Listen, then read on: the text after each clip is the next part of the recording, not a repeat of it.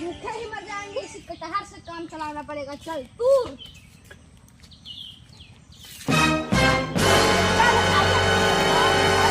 चल यार, कोशिश तो कर। चूतिया पानी में चीनी जैसे घोले राजा जी। किसी काम करे पड़े यार। नालायक। हा हा हा हा हा हा आ रे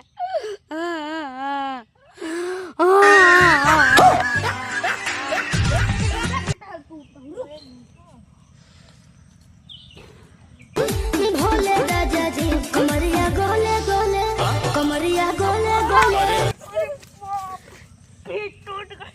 कमरिया गोले गोले गोले गोले गोले राजा जी कमरिया करना पड़ेगा।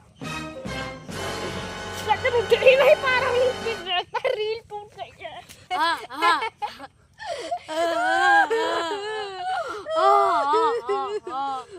कैमरा बंद करो।